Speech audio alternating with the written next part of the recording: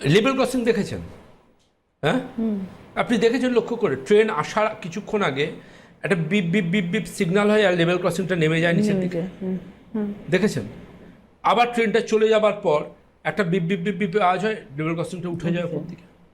তার মানে ট্রেন যে আসছে সেটা আপনার আমার কাছে খবর না থাকলেও ওখানে যে ওয়াচম্যান আছে তার কাছে খবরটা আছে, সে সেই স্বয়ংক্রিয় যন্ত্রটাকে অপারেট করছেন এবং লেভেল ক্রসিংটা নেমে যাচ্ছে, যে ট্রেন আসছে লেভেল ক্রসিং নেমে যাক। লেভেল ক্রসিংটা নেমে গেল, সব গাড়ি এসে দাঁড়িয়ে পড়লো, তাই তো? আপনি অবাক হয়ে যাবেন, সেম টেকনোলজি আমাদের শরীরে রয়েছে। কিরকম? Same technology. আমরা যখন কোনো খাবার মুখে নেব, আমাদের একটা লেভেল ক্রসিং আছে আমাদের স্টমাকের উপর একটা এরকম ঢাকনা। যে আমরা কোনো খাবার মুখে নেব, অদ্ভুতভাবে তার কাছে ব্রেন খবর পৌঁছে দেবে যে খাবারটা যাচ্ছে খাদ্যনালীর মধ্যে দিয়ে স্টমাকের কাছে, ঢাকনাটা খুলে এবং যাবে। স্টমাকের উপরে যে ঢাকনাটা রয়েছে ঢাকনাটা এরকমভাবে খুলে যাবে, সে খাবারটা ঢুকিয়ে নিল, সে খাবারটা আস্তে আস্তে গিয়ে ঢুকে যাবে, যেই ঢুকে যাবে আবার বন্ধ হয়ে যাবে।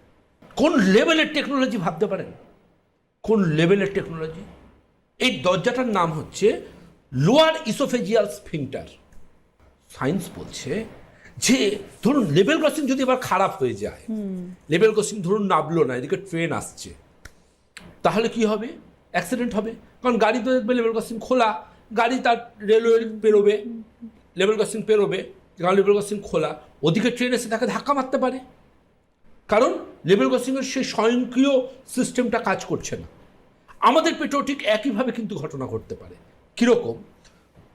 যদি এরকম হয় যে আমাদের পেটের মধ্যে, স্টমাকের মধ্যে যে অ্যাসিডটা তৈরি হচ্ছে, সেই অ্যাসিডটা কিন্তু স্টমাকের মধ্যে গুরুত্বপূর্ণ কাজ করছে, কিন্তু ওটা পাচক্রস এক ধরনের, কিন্তু সেটাই ততটাই ক্ষতিকর যদি সেটা আমাদের খাদ্যনালীতে চলে আসে বা আমাদের গলায় চলে আসে, ততটাই ক্ষতিকারক। এই যে অনেকবার না যা খাই মুখটা টক হয়ে যাচ্ছে, বিভৎস ক্ষতিকারক সিগন্যাল। যদি এটাকে উনি পুষে রেখে দেন, ঢাকনাটা যদি খোলা থাকে, সেক্ষেত্রে কি হতে পারে, এই যে অ্যাসিডটা এটা কিন্তু খাদ্যনালীতে চলে আসবে। ইনিশিয়াল প্রথম পেশেন্ট বলবেন যে আমার না ডাক্তারবাবু মুখটা খুব টক লাগে, আবার সামহাও একটা টাইম পর তিনি কিন্তু বলবেন যে আমার গলার কাছে টক জল চলে আসছে। মুখটা হয় তেতো লাগবে অথবা টক লাগবে, তারপর গলায় টক জল চলে আসবে। এটা মাঝরাত্রে বিশেষ করে হতে দেখা যাবে। এবং সবচেয়ে বেশি বলবেন তারা, সেটা হচ্ছে যে আমার ওপর পেটের মাঝখানে ব্যথা হচ্ছে।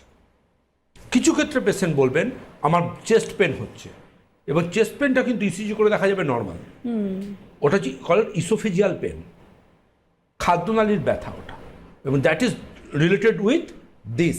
এটাকে কি বলা হয়? Acid reflux.